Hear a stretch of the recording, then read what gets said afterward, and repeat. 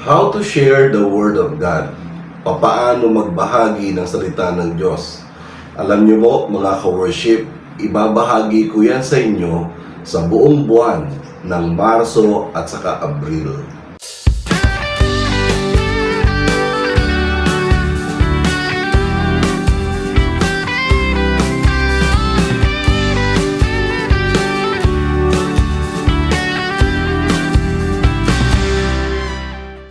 Mapagpalang buhay po sa ating lahat, mga ka-worship. Kamusta na po kayo? Welcome po sa Usapang Born Again. At sa araw na ito ay magbibigay po ako ng introduction patungkol po sa gagawin nating activity para sa buong buwan ng Marso hanggang Abril. Ako po ay magtuturo kung paano mag-share ng Word of God, paano magbahagi ng salita ng Diyos. Sapagkat sa totoo lang po, ang inyong lingkod ay meron namang nalalaman pagdating sa pagbabahagi ng salita ng Diyos. In fact, ako po ay part ng academy. Nagturo po ako sa isang malaking eskwelahan dito sa Marikina at saka sa Antipolo. Ang pangalan po niya ay Roosevelt College. Ako po ay nag-aral doon, nagturo din doon ng kolehiyo, at nag-masters po ako sa Adamson University. Kumbaga, sa loob po ng 16 na taon na pagiging, nagsimula ako instructor hanggang sa nagtapos po ako bilang professor, ay ibabahagi ko po sa inyo ang akin pong nalalaman patungkol po sa pagbabahagi ng salita ng Diyos. Bagamat nung panahon ako po ay nasa pagtuturo pa, part pa ako ng faculty ng Roosevelt College, masasabi ko na ang pagtuturo ko po doon ay may kinalaman po masyado sa mga technical eh. Ako po kasi ay isang computer science ang major ko po at ang minor ko po ay mathematics. Kumbaga, ang mga subject po na may kinalaman po sa computer subjects, mapa software or mapa hardware, yan po ang aking itinuturo sa eskwelahan. Dumating pa yung pagkakataon na nagturo po ako ng feasibility study or project feasibility study, na kung saan ang mga bata pong gagraduate ay nire-require na magsulat ng thesis. At pinalad po ang inyong lingkod na mga 4 o 5 semester po ako nagturo, na kung saan ako po mismo nagtuturo ng thesis writing. So, bukod po doon, ako din po ay nag-aral ng masters sa 2 eskwelahan. Yung una po ay nag-aral ako ng educational technology sa Roosevelt College din. Mismo doon sa school namin, ako po ay nag-take up ng Master of Arts in Education, major in Educational Technology. Ang akin pong specialization doon ay Computer Studies. Pagdating naman po sa isa pang pag-aaral ng master's degree, ako po ay nag-take up naman sa Adamson University, Master of Science, major in Computer Aided Instruction. Okay? Lahat po ito ay ginamit ko sa pamamagitan ng pagtuturo. Okay? At syempre, mas maganda po kasi pag may master's degree ka, mas maganda na ng promotion mo sa school. Kumbaga, primary reason ko po, kaya po ako nag-masters, ay para mo maiangat po ang aking status. Kumbaga, mula sa Instructor 1, Instructor 2, Instructor 3, hanggang Instructor 4, tapos Assistant Professor 1, Assistant Professor 2, hanggang sa nakamit ko po yung Associate Professor, mga kapatid. Okay? Kaya lang, hindi rin po ako nagtagal sapagkat nag-full-time po ako sa ministry. Ako po ay nag-start sa eskwelahan sa Roosevelt ng 1990 hanggang 2006. And for 16 years po, ako po ay full-time part ng academy. Nagtuturo po talaga ako. Gumagawa po ako ng silabay. And then, doon po sa latter part ko, naging bahagi pa nga ako ng elementary department, na kung saan ako naman po ay kabaliktaran ng college na gumagawa ka ng syllabi or syllabus. Sa elementary po ay gumagawa naman ng lesson plan. Well, anyway, mapa thesis, mapa lesson plan, mapa syllabi, mapa syllabus, mapa project study, iisa lang po ang nakikita kong parang pattern ng lahat ng ito. At hindi ho ito nalalayo sa paggawa ng isang sermon. Ibig sabihin, lahat po ito ay nagsisimula sa isang target, sa isang objective, sa isang goal. At do sa goal na yun, dapat at the end of the day, or at the end of the lesson, or at the end of your preaching, yung target goal mo na-achieve mo sa kabuuan ng iyong paglalatag ng mensahe. Okay? Well, anyway, yan po ay idedetalye ko sa pagtuturo sa magitan po ng YouTube channel na ito.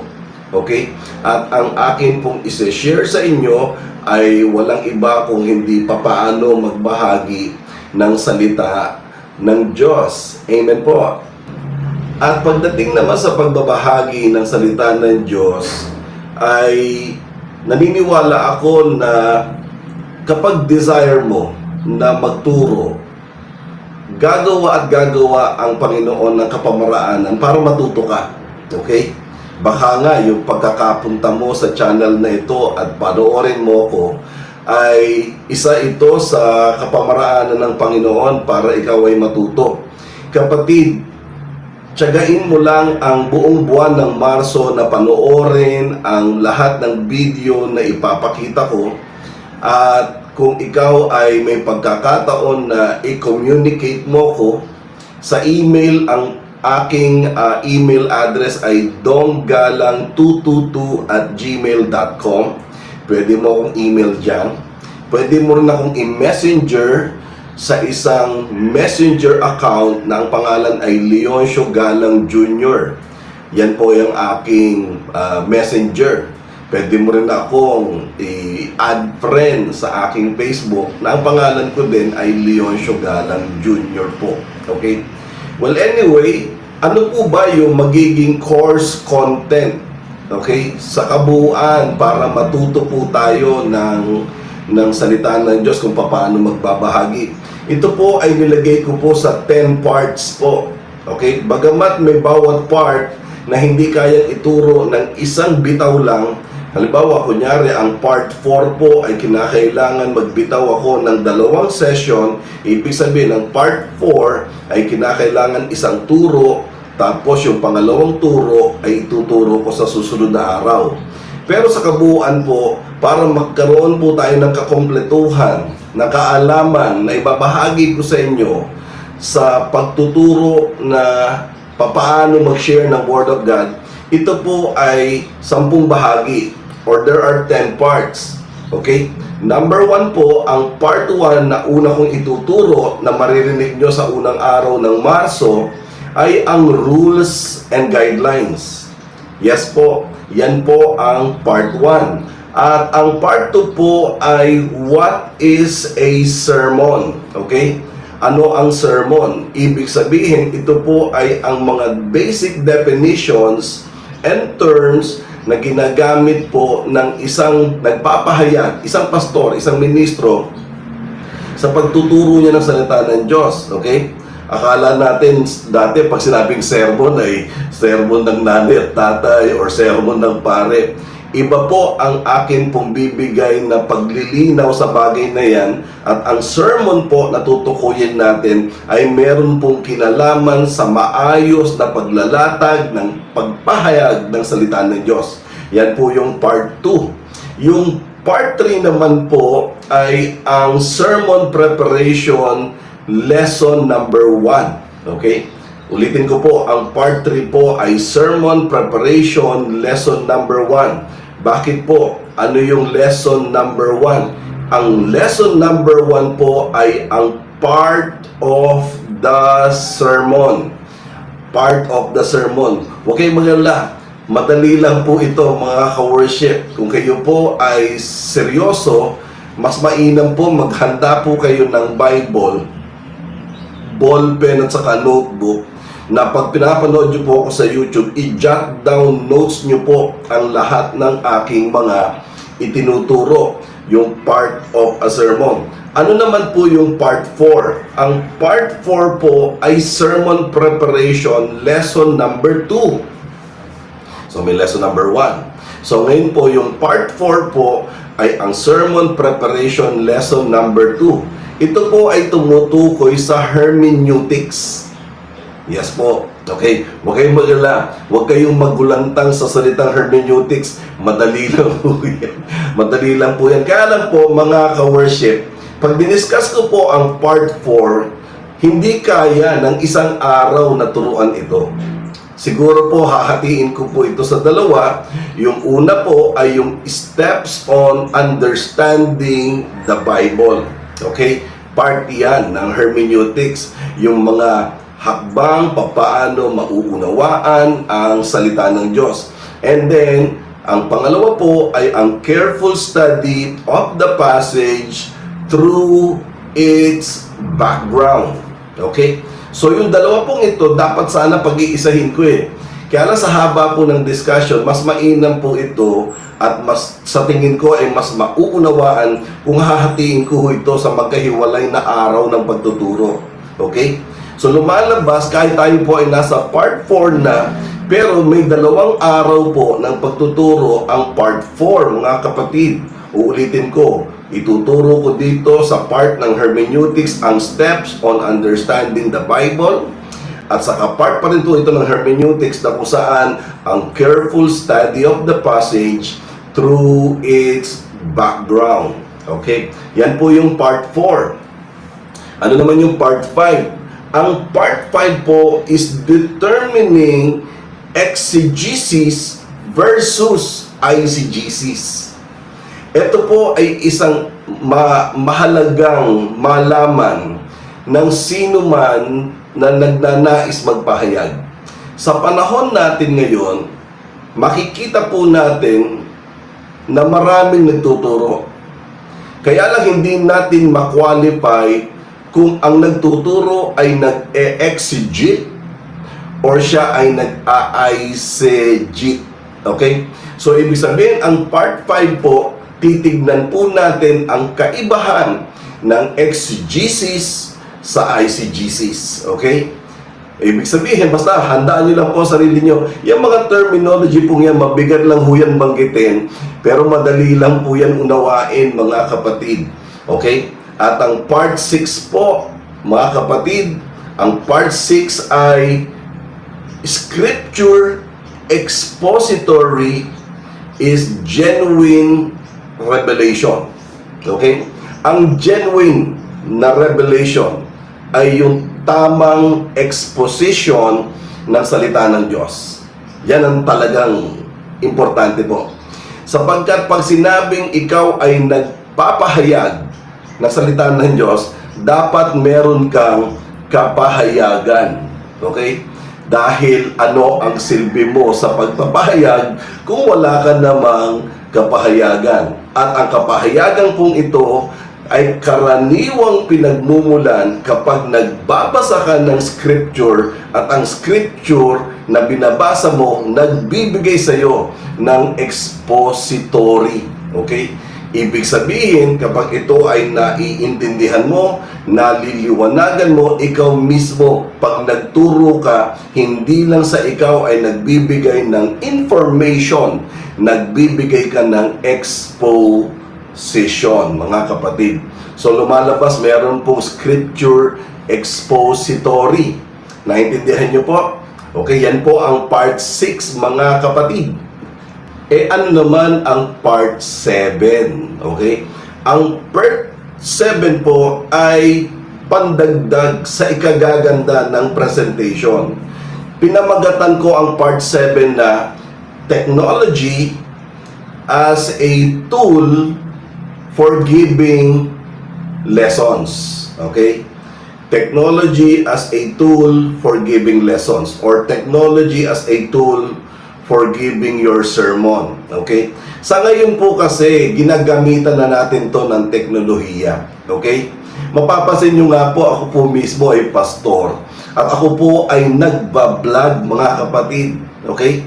At maniwala ba kayo na ako po ay nasa aking office?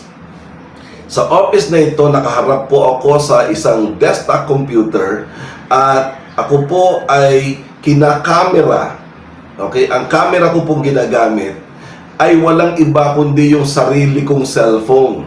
Okay? At ito po ay ginamitan ko po ng Irion connection. Dinownload ko po yung Irion at pagkatapos po ay kinonect ko po ang aking cellphone sa desktop computer at ang ginamit kong application ay Irion at ang Irion po ay kinilala ang cellphone ko. Okay? At nung kinilala ng desktop computer ang cellphone ko, nakikita ko na po ang aking sarili habang ako po ay nagdi-discuss sa inyo. At syempre, yung recording application po nito, ang ginagamit ko po ay OBS Studio. Okay? Ako na po mismo ang nag-create ng content. Ako na rin po ang nagbo-broadcast. At ako na rin po ang nag-editing. Lahat ho yan. Yung ginagawa ko itong sa inyo, wala ho akong taong kinakausap para pagkatapos i-capture ang recording na ito, papatira ko pa ulit sa iba. Hindi po, ako na po gumawa niyan. Okay? Eh syempre, dati ako college professor, computer professor nga ako dati. Kaya may alam po ako, bagamat yung mga CGI ngayon, yung mga AI, inaaral ko pa rin. Okay? Ang bala ko po ay mag-enhance pa. Gagamitin ko po yung iba pang mga platform. Okay? Kagaya po ng Filmora, kagaya po ng Adobe. Okay? Pero syempre, ibig ko pong sabihin, importante ang technology Importante ang technology. Sa ngayon, hindi pwedeng hindi mo gamitin. Sayang di ba? Yung opportunity na makapagbahagi ka ng salita ng Diyos at ang ginagamit mo ay ang technology, ang internet, di ba? Tapos yung mga platforms kagaya ng Facebook, doon mo ipopost, o kundi sa YouTube, doon mo ipopost. Ganyan po ang ginagawa ko mga kapatid. Yan po ay ituturo ko din. Okay? Yung technology as a tool for lesson, for sharing lesson or for sharing the Word of God. Okay? Magtuturo po ako ng dalawang bahagi dito. Una, dahil tinuro ko ang sermon preparation, ituturo ko po yung writing the lesson using Microsoft Word po. Ituturo ko po sa inyo yung paggawa po ng inyong lesson na bukod sa naisulat nyo po siya sa isang yellow pad at pagkatapos ay may laptop ka naman na pinagpala ka ng church at ang kapatiran ay nag-contribution at Pastor, may regalo kami sa iyo. Ano yun? Niregalo ka namin ng laptop. Okay? Allah, paano yun? Wala akong alam. Huwag kang magalala. Panoorin mo lang ito. Tuturuan kita na gumawa ng magandang latag ng iyong sermon. Typewritten. Okay? Computerized. Hallelujah. Purihin ng Panginoon. Ita-type mo lang yan at tapos isa-save mo siya at pagkatapos ay pupunta ka lang ng print computer shop or yung mga tumatanggap ng paprint. Kung dala mo yung USB o kundi isesend mo na lang sa messenger account ng printer shop o yung computer shop. Sasabihin mo, anak, sinend ko na sa iyo sa messenger yung aking MS Word. Paprint mo nga. Hindi ipiprint mo na. Pag nagturo ka, dilatag mo sa pulpito, naka-typewritten na yun. Tuturo ko po yan, mga kapatid. Tuturo ko po. Ang Microsoft Word po ay isang magandang paraan para malinis ang pagkakasulat ng sermon. Okay? Tuturo ko po yan isang araw. Okay? At pagkatapos, ituturo ko din po ang paggamit ng PowerPoint. Okay? Paggamit po ng PowerPoint, yung i-demonstrate ko po sa inyo na pag nagtuturo po ako, ay may laptop po ako, tapos meron pong monitor sa likod, na hindi ko nakikita pero nakikita ng crowd, at pagkatapos po ginagamitan ko nito. Nasaan ba yun? Hanapin ko lang ha. Yung aking clicker. Ay, doon sa baba. Sige yan. Clicker po. Kiniklik mo lang na gano'n. Okay? So, pag kinlik mo siya ganyan, magta-transfer na po yung slide nyo to another slide. Okay? Minsan po, mapapansin nyo po yung aking mga dating mga sharing sa inyo. Ginagamitin ko po kasi po yung aking laptop dito sa baba. Yung hindi niyo po nakikita, may laptop po ako dito eh. Naka-PowerPoint po yan habang dinidiscuss ko po sa inyo. Tapos, kiniklik ko na lang po ito na kiniklik para mag-transfer. Okay? Ginagamit ko habang ako po yung nagbablog sa inyo. Tuturo ko po ang paggamit po ng PowerPoint, mga kapatid. Tuturo ko. Okay? Ngayon, saan nabibili ito? Sa Lazada. Sa Shopee. Meron ito sa Lazada saka sa Shopee. Ididetalye ko po kung paano gawin ang isang lesson sa Microsoft Word at ididetalye ko rin kung paano ang inyong lesson na na-print nyo na sa Microsoft ay magagawa nyo pang i-presentation sa pamamagitan ng PowerPoint. Okay? At pagkatapos, that will be part 8 po, part 8. At ang part 9 po ay yung review ng lessons po. Review ng lessons. Okay? So, re-reviewin po natin yung rules and guidelines, yung panuntunan, yung part 1, hanggang po dito sa paggawa na ng mga presentation na gumagamit ka na ng clicker at kiniklik mo na lang na gano'n at pagkatapos ay may presentation ka na. Tuturo ko po lahat yan, mga kapatid. Hindi ko po kayo ililigaw. Kung ano lang po ang sinasabi ng Bible, yun po ang akin pong ituturo sa inyo. Okay? Makakatulong po ito. Naniniwala po ako makakatulong. Lalong-lalo na po pag willing ka at desire mo na ikaw ay magamit ng ating Panginoon. At syempre, ang part 10 ay you are now ready. Okay? Ang sabi ng Bible, ang sabi ng Panginoon, go and preach the Word of God. O di magpahayag ka ng salita ng Diyos. Ibig sabihin, kapag naituro ko po itong 10 parts na ito, kaya ko pong i-guarantee sa inyo na maibabahagi ko talaga ang isang kaalaman na inyong matututunan at mapapakinabangan at magagamit ninyo sa pagpapahayag ng salita ng Diyos. Okay? So ito po yung introduction pa lang. At pagpasok po ng Marso, kumbaga, yung March po at saka April, hopefully baka matapos tayo hanggang April 15. At yan po ay tuloy-tuloy. Baka sa bawat isang linggo po ay magbigay po ako ng 2, okay? Or 3 kung kaya. Pero pag nandito na po tayo sa mga lesson writing or yung lesson preparation na gagamitan ng MS Word at saka PowerPoint, medyo dadahan-dahanin ko po para maintindihan po ninyo. Okay? Dahil kinakailangan ko po itong i-demo, kinakailangan ko itong i-present, at pagkatapos po, kung talagang kayo po ay seryoso na matututo dito at para bang meron talaga kayong malalim na interest, i-message niyo po ako at kayo po ay aking tutulungan. Kayo po ay aking sasagutin. Okay? Ulitin ko po, ang aking email ay donggalang222@gmail.com. Yan po ang aking email. Mag-message po kayo sa akin, magpakilala po kayo. Okay? At pagkatapos po, pwede rin sa Messenger, yung Leoncio Galang Jr. Okay? I-message nyo lang po ako doon. At huwag ko kayo mag-alala. Ako po ay willing na ibahagi ito para kayo po ay matuto. May isang bagay pa po ako gustong idagdag. Ang lahat pong ito ay libre. Libre po. Okay? Kahit na mag-email kayo sa akin at gusto nyo talaga yung parang personal na tayo ay nagko-conversation, gagawin ko po yan. Okay? Tutulungan ko po kayo. Promise ko po yan.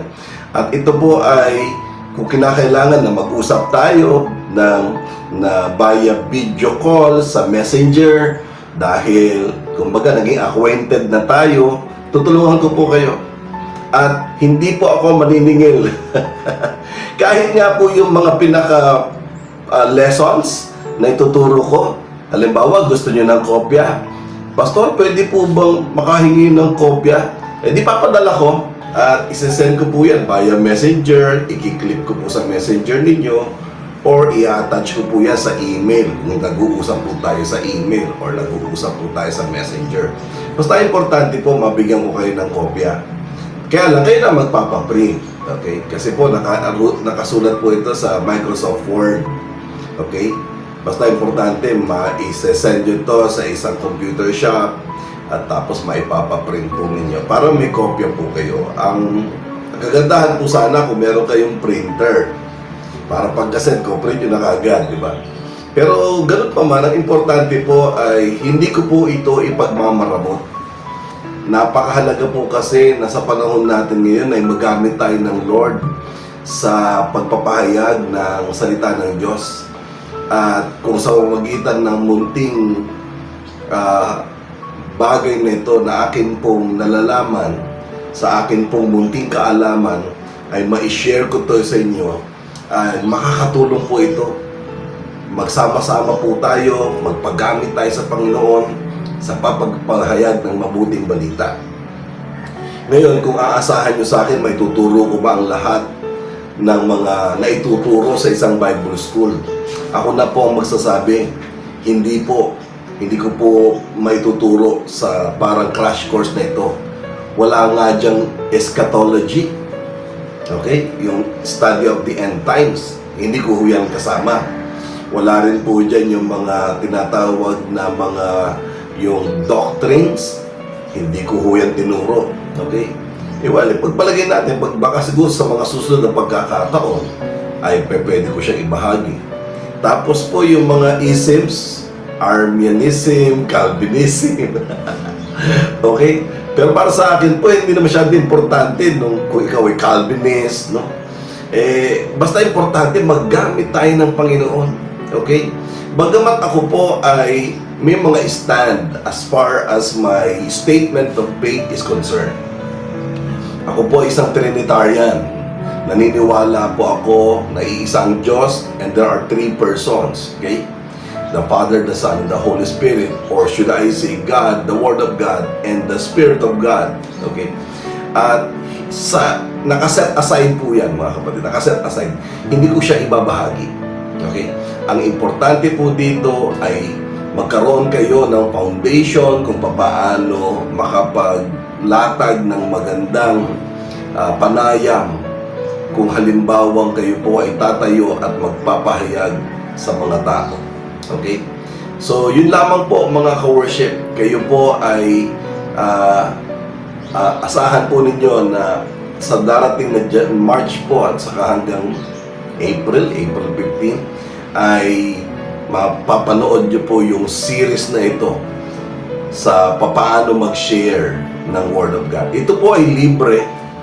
Ito po ay walang bayad. Okay? At sa totoo lang, sabi kasi ng Bible yun eh, tinanggap nyo to ng libre, ipapamahagi nyo, libre din. Okay? So, ang hangarin ko lang po ay magamit tayo ng Panginoon. Okay? So, yun lamang po. At abangan nyo na po sa March ang aking pong pagtuturo. Okay? At malamang sa bawat isang linggo po ay may 2 sessions po tayo. Okay? At kung gusto niyo po ng personal na parang pag-uusap, huwag ko kayong mag-atubili na mag-email or mag-messenger sa akin. Okay? So yun lang po. Ako po si Brother Dong Galang sa pangalan po ng Usapang Born Again at ng church namin, ang Jesus Heart of Worship Church. Pansamantala po ako magpapaalam. Magkita-kita tayo sa unang araw ng ating pagtuturo. God bless po. See you next time. Please like, subscribe, and hit the notification bell para updated po kayo sa mga latest videos na ilalabas ko linggo-linggo. Maraming salamat po.